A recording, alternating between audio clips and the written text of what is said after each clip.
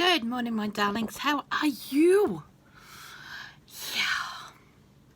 It's 10 o'clock. I'm a slacker this morning. I'm not going to lie. I am a slacker this morning. I've been kind of watching the weather, and it's been really nice and sunny out there, and I'm kind of looking at it going, oh, that would be fun to go out there and play with my wire brushes, which would be fun. But I'm also trying to figure out some stuff that I want to do for videos for next week, so I'm kind of working on that. I've got a 5-litre bucket full of sourdough, and there's pardon me. God. There is only so much bread that a girl can eat, so I want to find other ways of using it, and I think I'm going to do a series of videos that shows a few different ways of using up your sourdough and stuff like that, or your starter anyway. So I might be doing that. Yeah, I think I'm going to do that, because I'd like to find different ways of using it and what it's useful for, and then passing those on. That would be fun. I think we're going to have to do that. Yeah, I think that's going to be a thing. Yeah. So I actually, for those of you who don't know, I actually did go and stream on Twitch for about an hour yesterday, and it only lasted an hour because my game crashed. And for some reason there is an issue with Ark where once you've been in the game once, you can't go in twice in the same game if you're playing with somebody else on a server. Any server, even at your own undedicated, non-dedicated server, it doesn't work. Apparently this is something that happened when they brought the game into Epic, but we don't play on Epic, we play on Steam because we play modded games, and apparently that's an issue with the Steam version as well, and people have been starting to use this new software stuff, and I'm like, do you know what, I'm not I flat out point blank refuse to have to add extra software to my computer, which is already struggling, to be fair, to have to play the game that we have always played, and had no problems with it. I'm really quite disappointed. I'm quite mad about it. So I've actually taken it off my computer. I've taken my files off. I've taken everything off. I'm so pissed about it. I am. But wonderful, wonderful, wonderful follower of mine has sent me a Christmas present this year of the game called Planet Zoo. So I might have a go at that. I'm going to have a go at that, I think. I think that's going to have to be a thing. But I do want to go and play with my wire brushes out the back in the bench. But then I've seen this film, and then I was watching YouTube. The reason I'm late, okay, I'm going to blame Tig Notaro for this. She has her own show on YouTube. Well, it's a talk show, but they've got episodes of it on YouTube. And it's called... What was it called? Hang on a second. Jesus, I've lost it. Oh God, where is it? Under a Rock?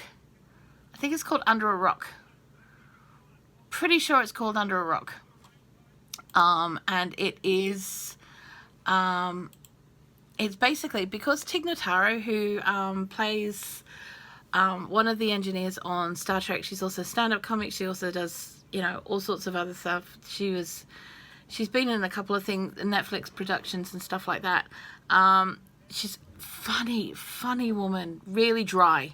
And I love people who have a dry sense of humor, because you could be sitting there having a conversation, then sitting there, and then all of a sudden it's like, wait, what? Hey, what?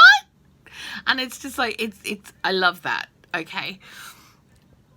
But she doesn't watch TV, she doesn't watch movies, she doesn't watch any of this stuff, so she finds it really difficult to actually recognize famous people. So she could be standing there having a conversation with somebody like, I don't know, Melissa Joan Hart, for example, who was Sabrina the Teenage Witch.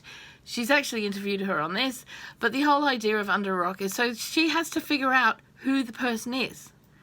Now there's only one that she's actually been able to figure it out, and that was Wyclef Jean from the Fugees. So yeah, So obviously she's a Fugees fan. But I have to say that I love it. I absolutely love it. I love the way that the guys who come in to do the show as well, they're like, I don't believe this happened. You actually don't know who I am. And I think that says a lot about our culture, that within about 2 minutes of them sitting there, they can actually breathe and chill out and be themselves, because they're not having to be somebody else, because this person doesn't have a mindset of who they are. So they don't have to put airs and graces on. They don't have to be anybody, you know, other than them, which in any interview situation is really bizarre, because if you're being interviewed by someone, it's because they know who you are. And if they don't know who you are, you know, it's kind of like when Shirley Temple got married. Now, I don't know, there'll be a lot of you who know about this, but when Shirley Temple met her husband, she met him on a beach, okay, when she was a kid, when she was a teenager, you know, late teenage kind of thing, and he didn't actually know who she was. And Shirley Temple being one of the biggest child star of her time, it was impossible for her to go anywhere without somebody knowing who she was. So to actually genuinely come across a person who doesn't know who you are, and you can be yourself around, you don't have to pretend to be somebody else, and you can do whatever you want with your life because that person hasn't got that expectation of you, has to be the most amazing experience for them. And I think it's a fantastic thing. It really, really is a fantastic thing. Yeah, you know, I think that's incredible, considering that our culture has been changed in such a dramatic way when it comes to people who, celebrities, etc., and stuff like that, or people who are known or whatever, become known in the news, or so they become known. It's not like it used to be where, you know, it wasn't such a big deal, but the whole thing was started by Frank Sinatra, and to be honest, yes, the man's a genius as far as music's concerned, but he was a big wanker when it came to stuff like this. And what a narcissist, paying women to actually swoon and scream when he came on stage. Like, really? To the point where he changed the culture, where that's what's expected when you go to concerts now. I have never been to a quiet concert. Actually, I've been to one. And I was actually the tallest person at that concert. And it wasn't the Wiggles. I genuinely went to go and see Jackie Chan singing in concert when I lived in Auckland, in New Zealand. I was 17? No, I was 16. No, sorry, wind back. No, I was 20, almost 21. 20, almost 21, okay? And I was living in New Zealand, and I went to a Jackie Chan concert. Yeah, I did. Most of the people there were up to my shoulder. Maybe my nose was the tallest, and I'm only 5'6". It was a very odd experience, and it was actually quite amazing. I went because I didn't know whether it was actually that Jackie Chan or if it was somebody else, and I was just curious, and the tickets were like $30. $30 for a ticket. And it wasn't held in any stadium or anything like that. It was just like this big kind of community center kind of thing. Honest to God, it was just a small room. It wasn't huge, and $30 a ticket.